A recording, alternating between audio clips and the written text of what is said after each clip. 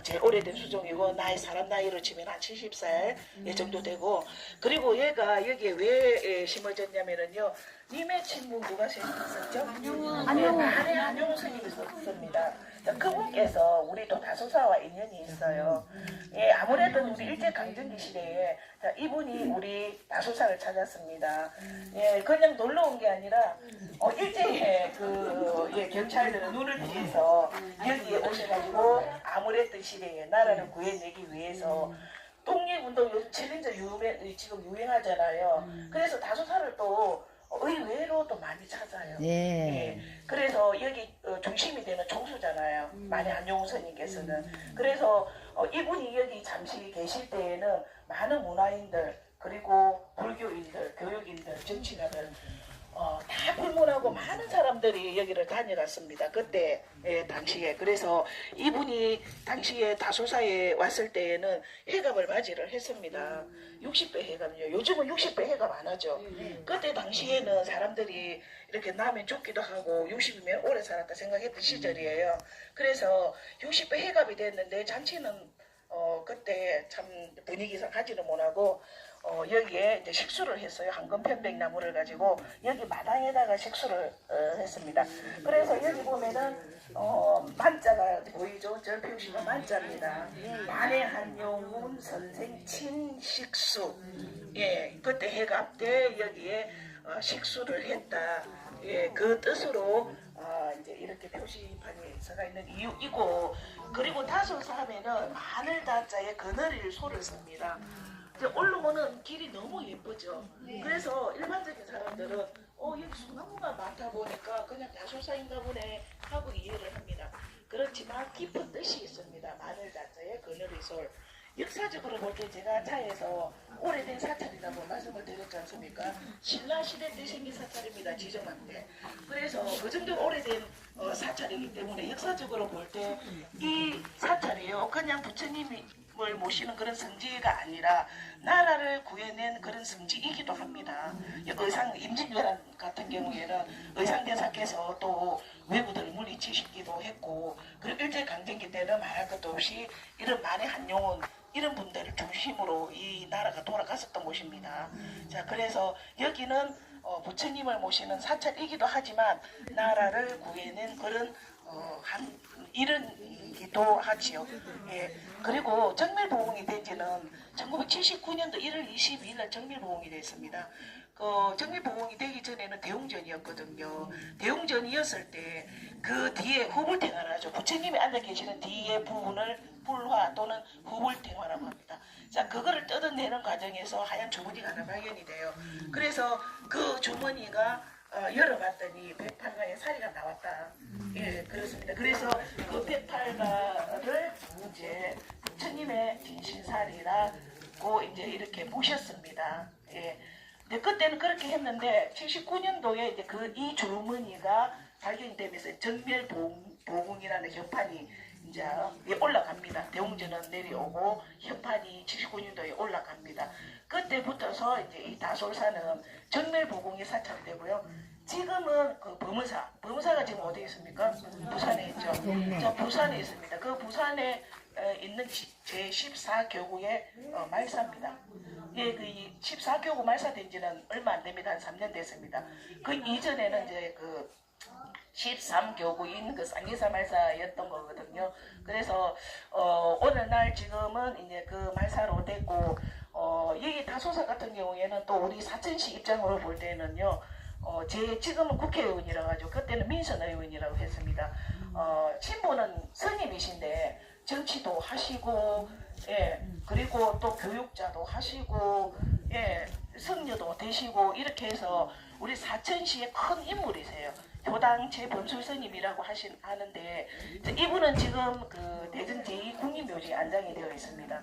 국립훈장을 받으셨거든요. 그런데 스님인데 왜 국립훈장을 받아서 그 대전 국립묘지에 계시지, 이렇게 생각이 드시죠. 이분이 많은 공헌을 남겼습니다. 저 교육적으로 볼 때는요, 지금의 그 경남대학 있죠. 우리 마산에, 마산의 경남대학의 정신이 어디냐면 해인대학입니다. 그 해인대학을 설립을 하신 분이 교당 최범수 스님이십니다. 이 우리 다솔사에 출직을 하셨죠.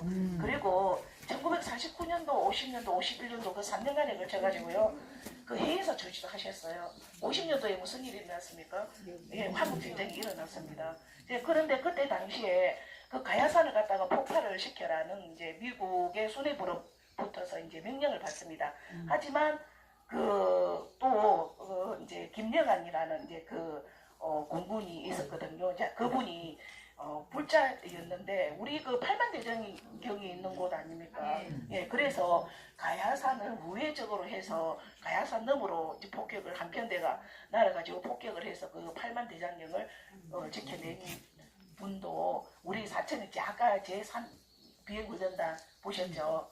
예, 거기에서 계셨고, 자 그리고 또한 주지로 계셨던 해인사 주지로 계셨던 효당체 본수스님도 가야산에 이제 그때 당시에는 빨갱이들이라고 이제 표현을 했지 않습니까?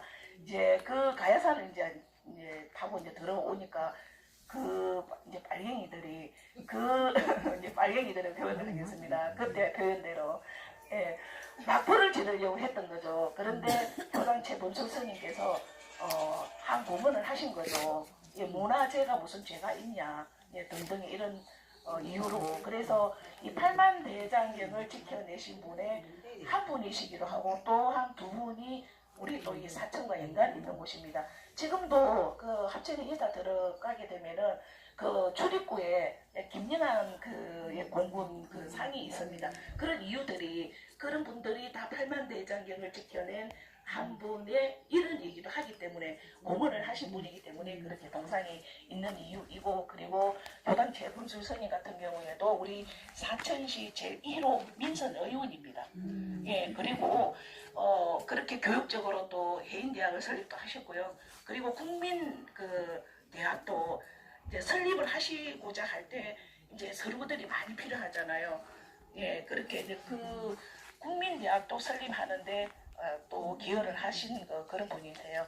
그렇게 또 교육적으로 그리고 또 불교적으로 굉장하게 이분이 여기 선님의 신분으로 여기에서 활약이 컸던 분이시기도 합니다. 그리고 또 우리 다소사 하면은 또 유명한 게 생각이 나는 게 하나 있을 겁니다. 차죠. 다소사 차가 유명합니다. 이 차 이름이 뭔 줄 아세요? 반야로 차예요. 반야로차, 반야차 이렇게 해서 이 차가요. 지금은 나진 않지만 이 산 등성로에 반야로 차밭이 있습니다. 그때 교당체 본출스님께서 조선 후기에까지 이제 혹시나 저 대흥사 영남 대흥사 옆에 일지암이라고 혹시 한 번씩 가보셨나요? 예. 예, 거기에는 초이 선사라는 분이 계셨던 그런 암자인데 초이 선사와 조선 후기 때 인물이죠. 초이 선사하고 정약용 선생하고 두 분이서 거기에서 조선 후기 때 자문화를 개성을 시켰어요. 그분들이 일대가 이제 끝나고 나서 중간에 이제 자문화가 끊어졌습니다. 근데 이제 근대 때 와서는 이 교당체 본출스님께서 여기에서 나솔사에서 이제 차를 가지고 부흥을 시켰습니다. 최초로 여기에서 자문화 이제 설립도 하시고 자인연합회도 여기에서 설립을 하시고 그리고 차를 어떻게 만드는지 그리고 또 차 다분을 어떻게 다루는지 먹는 방법 이런 것들을 수록을 한 책이 있습니다. 그게 한국의 다도라는 책입니다. 그것을 1973년도에 이렇게 만들어냈던 분이세요.